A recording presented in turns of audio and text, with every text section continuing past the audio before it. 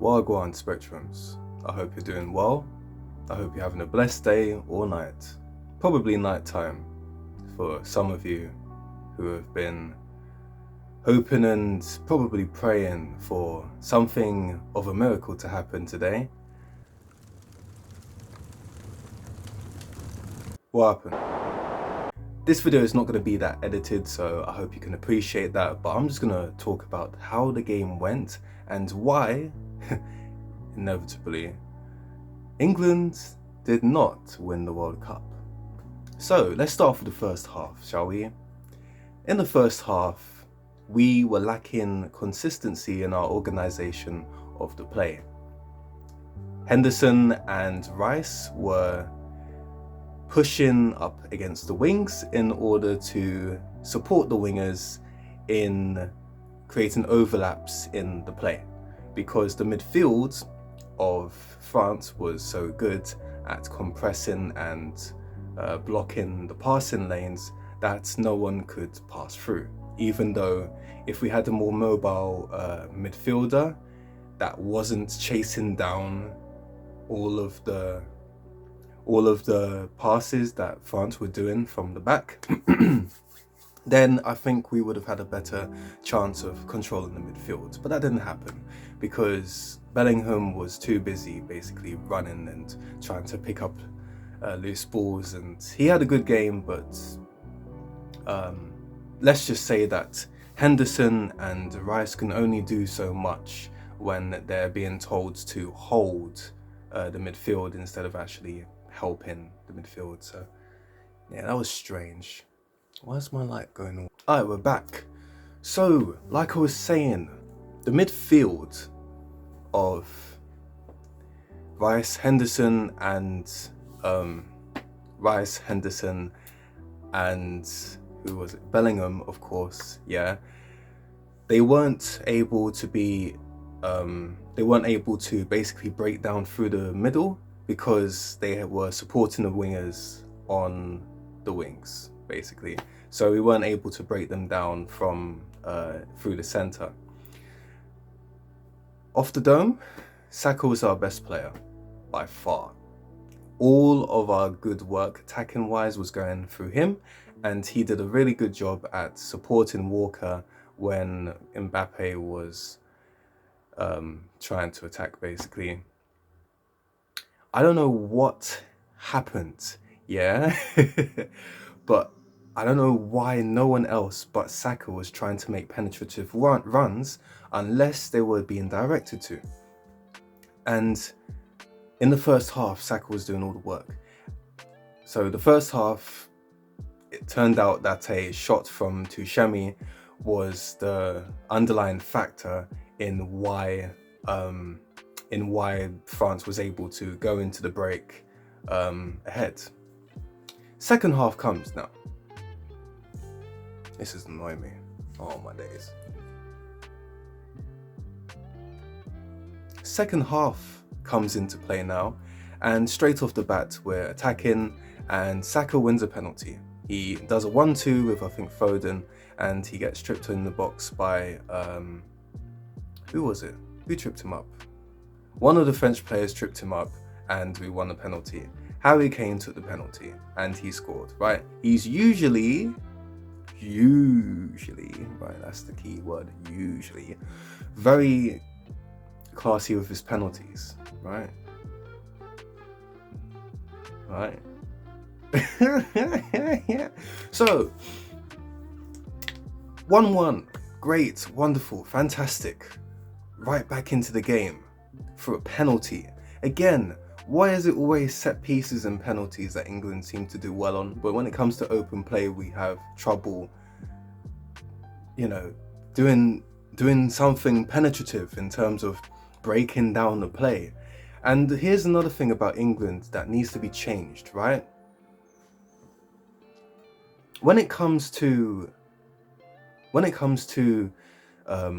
the movement of the players, I was saying in my last video about why England might win the World Cup, and that's a little bit expired right now, is that the front three were moving about, and Kane was able to drop deep and play in balls behind so that the wingers could then push up and attack the space that he has created. The difference is that France isn't Iran, right? They're the world champions, yeah? They weren't falling for that. And they didn't even give Kane a chance in the first half to actually drop deep so that he could go into the spaces that the midfield were taken up on the wings, which they did against Iran as well. So he took the penalty, 1-1. Cool, blessed, yeah? Wonderful, fantastic, right? All good in the hood, right? So tell me why. We win a second penalty, right? We win a second penalty when Mason Mount gets played through by a long ball and he takes the ball down, or tries to take the ball down, and he gets taken out. That should have been a penalty anyway, but got to VAR, penalty, right? Now, Kane must have had in the back of his mind that with the penalty that he took before, that he was tied with, well, Wayne Rooney has the highest goal scorer for England, right? And he was thinking, oh, you know, I can beat it if I take this penalty and I score it. I wonder if that played a part in the reason why he went, yeah? Literally. Pew! Flew. Hit someone's family. He hit someone's family instead of the back of the net. Why? Why then? Why did he choose then to mess up his psychology? Now, I have to reiterate, I'm not attacking Harry Kane specifically because the whole team played as individuals sometimes, and when Saka and I think Foden came off, was it Foden that came off? I forgot. But basically, as soon as Rashford and Mason Mount and I think Sterling came on, right? For, I think it's Foden and Saka, right? They got taken off. As soon as that happened, there was, it disrupted the play. I think the substitutions were made 10 minutes too late as well. Yeah, I wasn't even going to make a video, I won't lie. I was a bit demoralized because I got my hopes up because I was thinking we have a good enough team, you know? If the tactics were right, we could have easily beaten France, right? But again, the moments that mattered, the moments that actually mattered, and man like Kane just spursed it up. He spurs it up. Sorry if there's any Tottenham fans watching this. I hope not. Yeah, because you shouldn't be on my channel. But I'm joking. I'm an Arsenal fan, by the way. If you don't know, you know now. So that's why the red is in the middle. Anyway, moving on. It takes a lot, right, for someone to step up to the plate, to take a penalty or to take responsibility for something that will have a big impact regardless of the result of what you do, right? And what has to be taken out of that mindset when you're making that decision is the personal side of things. Like, you have to think about why you're doing it, why you're doing something, where you're headed to, and what the future is. Not, I'm gonna be record goal scorer. No, I'm not saying he was thinking that, but I'm saying as soon as he took it, I was telling myself, like when he was standing in front of the ball, I was like, you know what? He scored the last one. He's taken this one. 2 penalties. 2. I have a bad feeling about this. And it happened. I wasn't gonna say it, I was gonna say it out loud. I was like, hold on. Something's gonna happen here. Let's not jinx it. Yeah? But then, pew! I was like, oh my days! Kane! Man, like Kane. And the thing is, it's not like we played badly, and that's the irritating thing about England. They're a good team with great players, right? That work well together. But then when it came to chasing after the game, we just seemed to just completely lose our ick. Completely lost the swaz, right? Foden grew into the game, right? But that was only when he started taking central positions. So did Saka.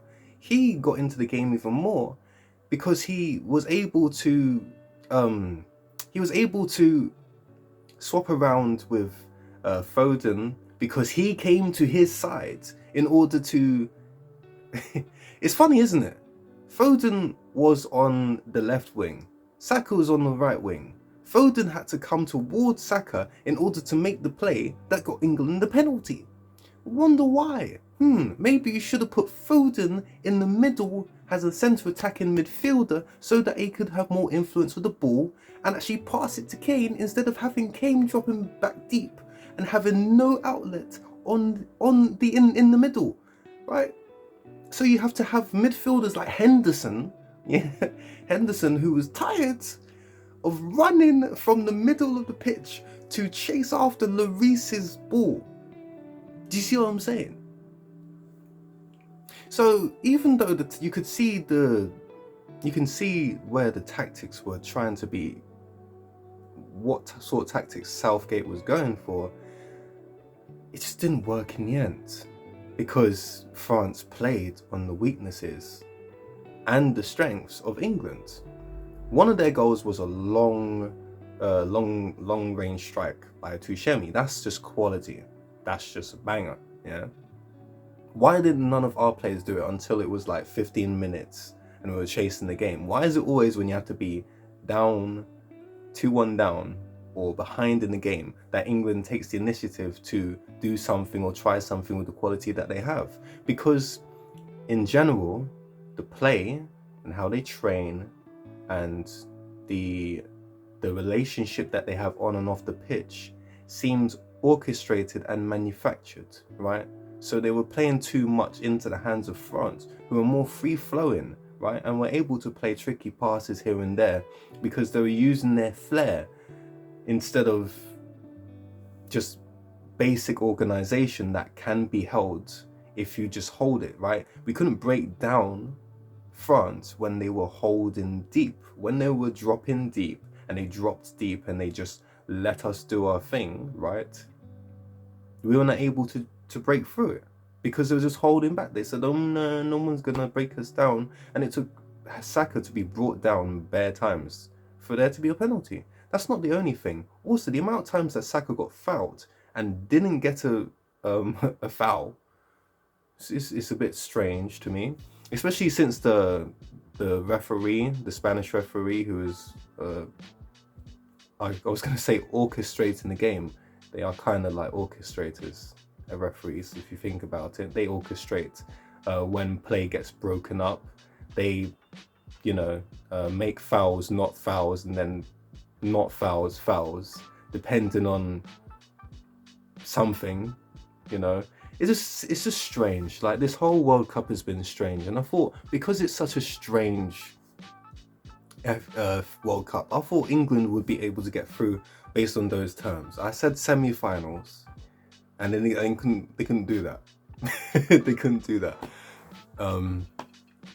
So yeah, I did guess. I tried to guess that it would be a draw and that we'll go to extra time, because almost all of the other matches that were played in the quarterfinals have somehow went to extra time. So I thought, maybe this one will go to extra time, and then maybe it might be a penalty thing. No, couldn't do that, because man like Mount came on, right, and there was a chance that he had. He won the penalty, cool, but there was a chance that he had, and he went for glory and blasted it over. Like, cool. Why do that? Why do that? Why do that? You don't need to do them things. You don't need to do them things. Like, why are you blasting it over for? Like Harry Kane. Yeah, anyway.